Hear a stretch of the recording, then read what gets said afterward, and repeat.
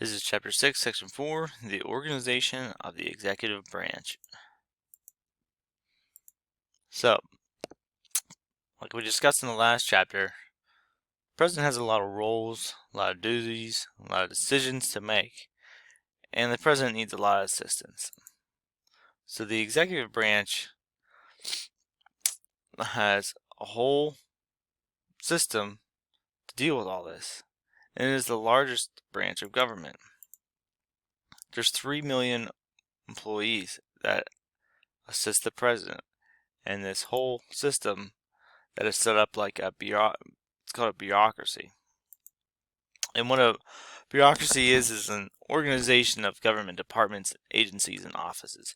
Since there's so much to do, so many employees, such a large branch of government, there needs to be an organizational system to get everything done. And it's set up like a bureaucracy, which is the president at the top, then you have the leaders underneath that, and then there's different departments, and so on and so forth. So, there's a little visual representation. President, cabinet, and separate secretaries and departments, and all the agencies that are part of them. And so that's kind of how it all filters down, and that's how the executive branch works. So, the executive branch is separated into 3 offices. The executive office of the president, the White House staff. This includes the White House staff that aids the president, executive departments, that's the 15 individual departments of the executive branch, and independent agencies, government agencies that are controlled by the executive branch and the president, but kind of operate on their own. So, the first one, executive office of the president. The executive office is made up of advisors chosen by the president. This is his group. This is his, posse, if you will. This is totally up to the president to make up these people that advise him on making important decisions. So the members of this executive office is called the White House staff. And each White House staff looks a little different for each president. And the leader of the White House staff is called the Chief of Staff. The White House also chooses the Chief of Staff. And the Chief of Staff manages all the president's staff, assistants, secretaries, everybody.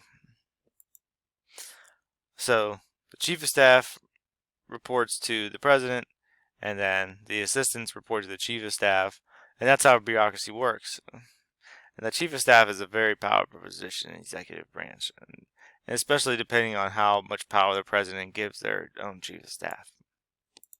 So some of the assistants in the White House Chief of Staff, they could be assisting in many different areas: national security, domestic policy, communications, economic strategies, military, scheduling, etc.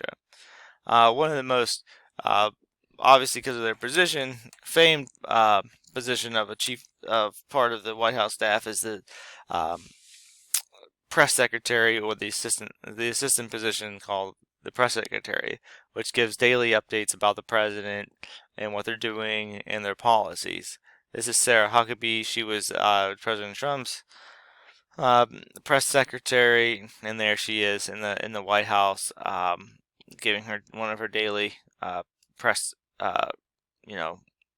She talks to the media about the president and answers all the difficult questions. It's a tough job. It is a very tough job.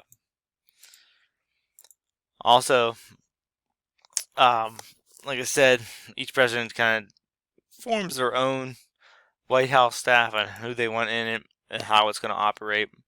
The president can dismiss and appoint assistants whenever they choose. President Trump himself, in 4 years, has had 3 chiefs of staff. Congress does not have to approve the appointing or dismissing of these of the president's White House staff. It's pretty much just the president, group of people that he wants helping him, like his inner circle. Alright, and then the executive departments. This is the largest out of the 3 different parts of the executive branch. And then the executive departments are divided into 15 major departments. that have their own purpose and everything that they accomplish.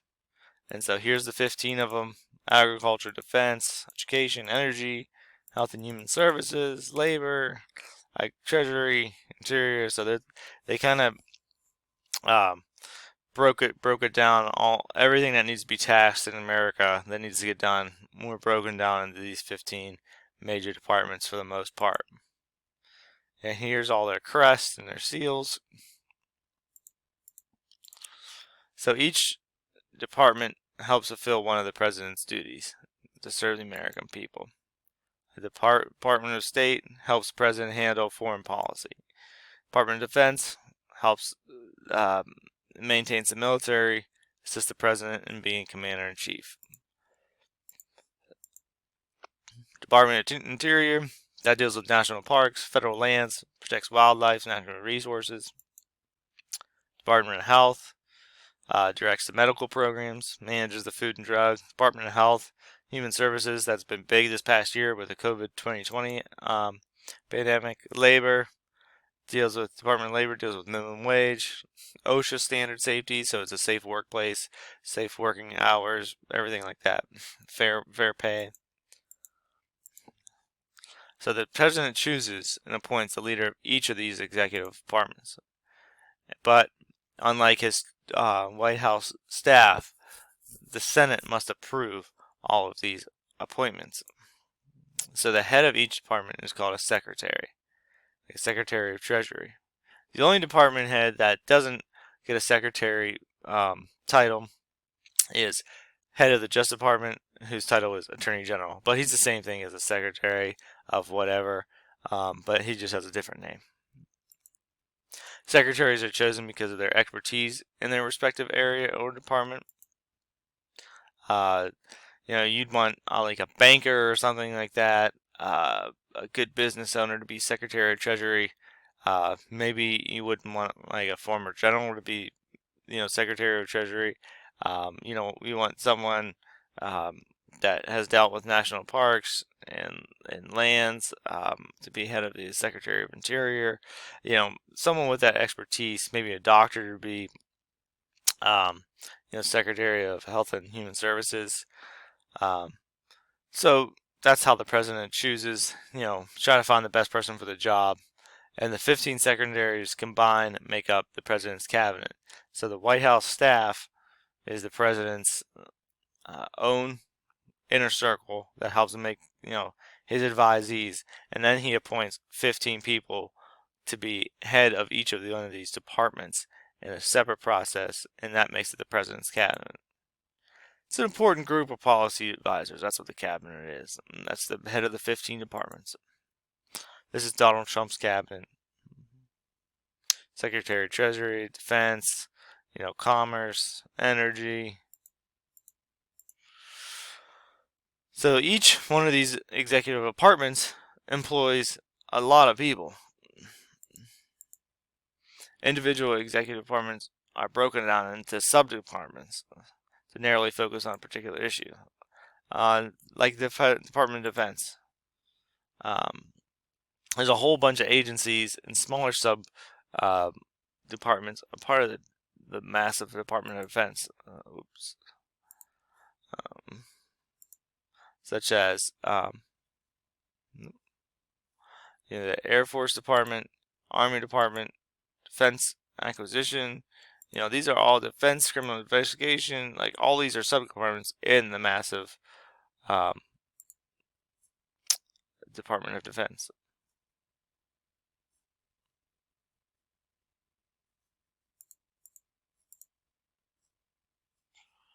So, the last part of the executive branch is independent agencies.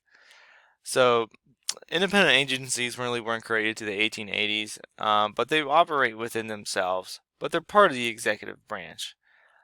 They're not part of the 15 executive departments, and the reason for this is to protect these programs from any kind of political influence. Like I said, each of the 15 departments, heads of the 15 executive departments, are chosen by the president and change every 4 to 8 years. These programs, they want a little bit more stability. Um, they were created because they deal with subjects of sensitive nature and their functions.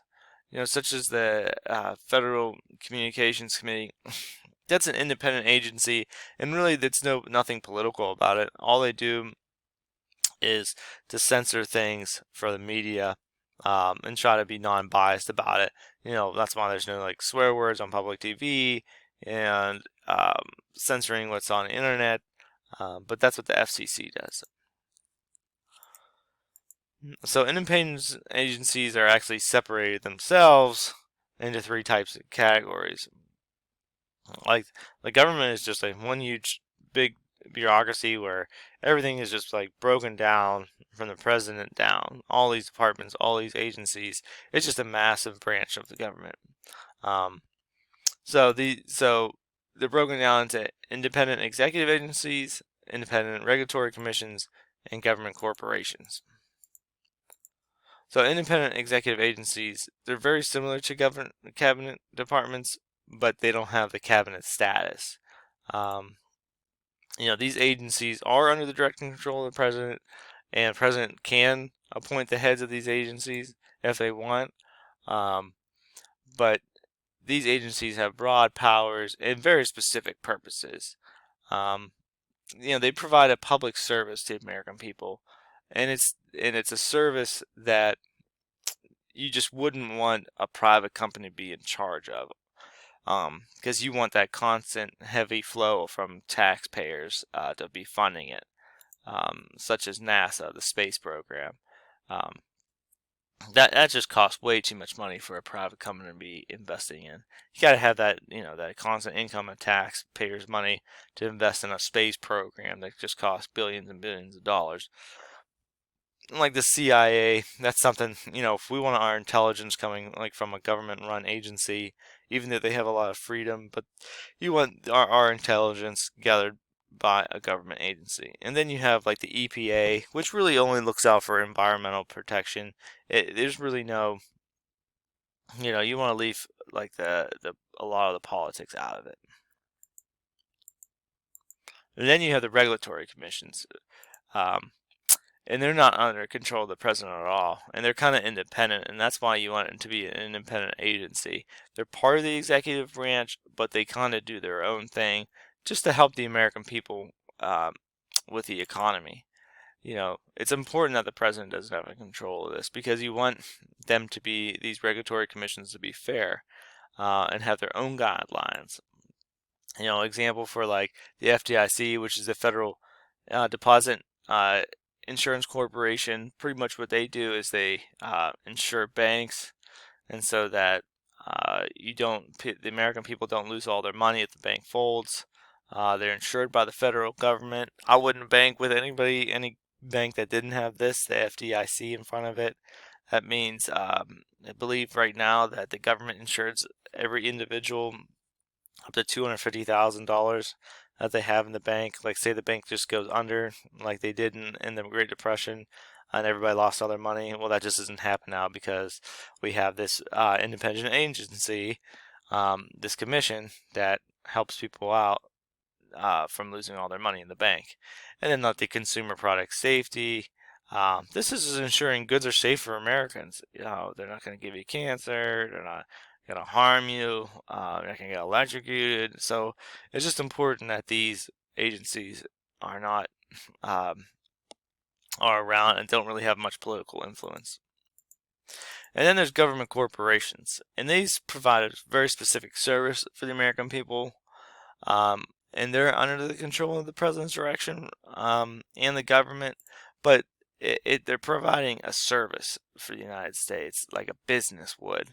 Um, and unlike the other two categories, these, like I said, this is like these government corporations are like a business, and they're trying to make a profit. More profit they have, the better they can be. They kind of rely on that.